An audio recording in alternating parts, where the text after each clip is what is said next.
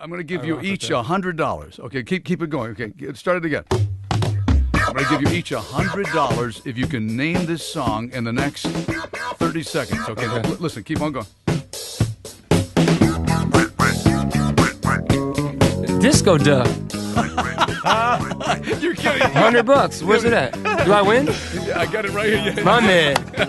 Yeah. I can't believe you remember that. Bro,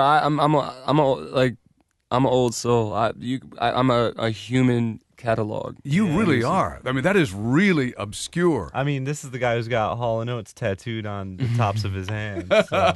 No. Private Eyes, baby. Oh, look at this! Look at this! Look at this! The Hall & Oates, one of the greatest duos. John Hall, Daryl Hall, and John Oates. And yeah. Next to me and Matt.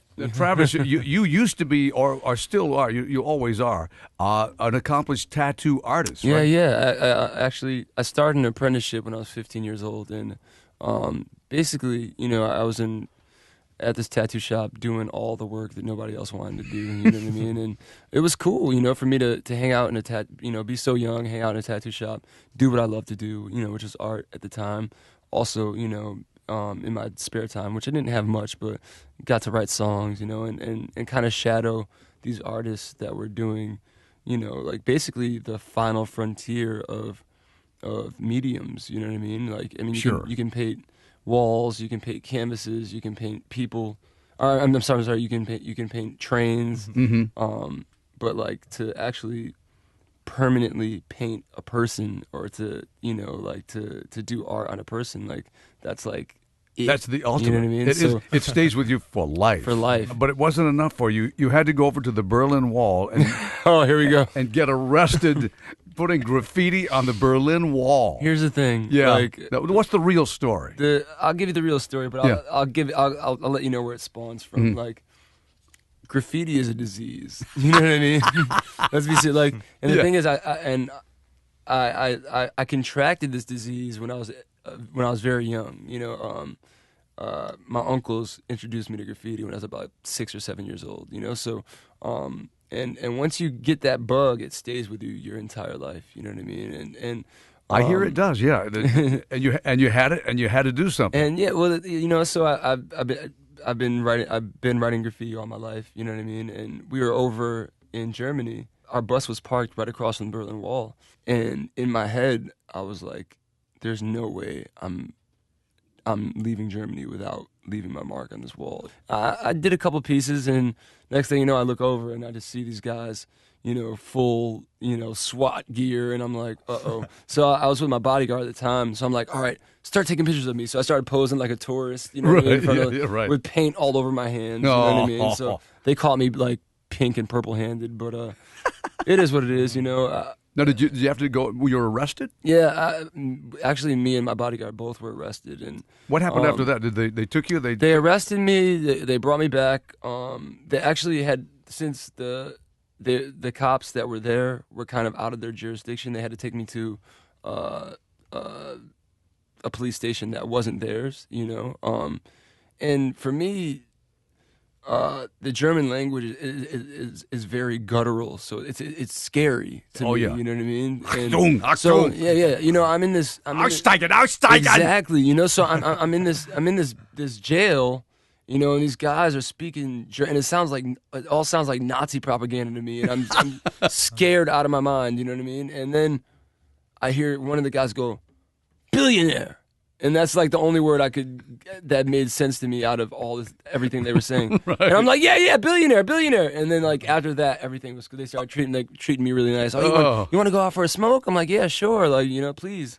And from that point on, it was cool. You see, music is the universal language. Yeah. Until the guys that actually ran that police station came, and the guy comes in, he's like, we should put you under this jail. The Berlin Wall is a huge monument, and blah, blah, blah, so much history. And for you to come from the United States and come to face this thing, I'm like, have you looked at that wall lately? You know what I mean? Like, yeah. There's a lot of people that came before me and defaced it. But, I mean, in all honesty, and I mean, I get it. You know what I mean? It is a huge monumental, we can't, deny how much the Berlin Wall means to history. You know what I mean? Yeah. Yeah, You should have yeah. said, I want to get out of here So freaking bad.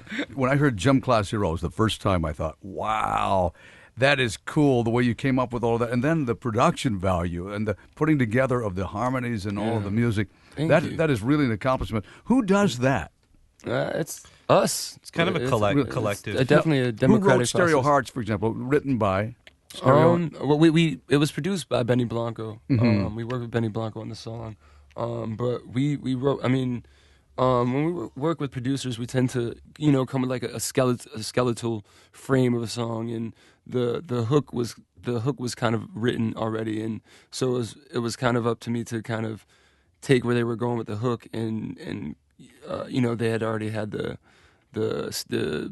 my heart's a stereo. So that metaphor was there that metaphor was there.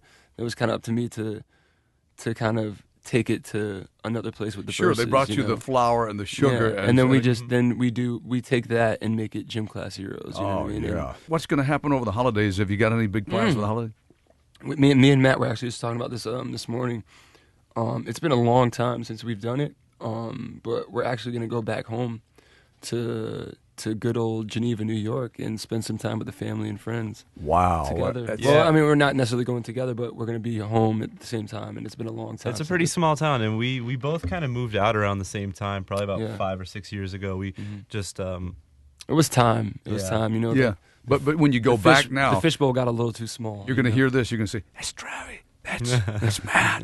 Should we say hi?" No, they're probably jerks now. Yeah, sadly that's enough, I never hear that. I try to position myself so that I will, but That's great. Hey guys, wonderful holidays to you. Have a Oh, great likewise. time. Likewise. Is there Thank you for anything we've having left us. out? Is there anything? Of course, the album's just doing fantastically well. Everybody's excited about all this. Yeah, I mean, it's great. I mean, after we finished recording Stereo Hearts, we knew that we had something special, but we had no idea. I mean, it's one of those things where you can never really grasp or pinpoint what people are going to be into. I mean, you can have an idea like, I think people are going to enjoy this, but it's been such a runaway kind of success, and I mean, we're nothing but grateful, so thanks to you and everyone that's played the song, and thanks for everyone who's purchased the song, and everybody that loves the song, and the next single is going to be awesome as well. And let me just say, practice your Michael Jackson. This is Rick Dees, and I, as you can tell, I am a Gym Class Heroes freak. Let's get that real quick. Yeah. Hey, listen, guys, thank you so much. Gym Class Heroes, it's Travis, it's Matt, it's Sonia. Please, can we get you on a mic sometime? Hey, come over here, baby. Come say something in French. Yes, en français. Yeah. Rick D est le numéro 1. Oh, so sexy. That's why he's with Sonia. Hey, listen, guys, thank you so much. God bless. Thanks for having us. Yeah. Gym Class Heroes as we head to number 1.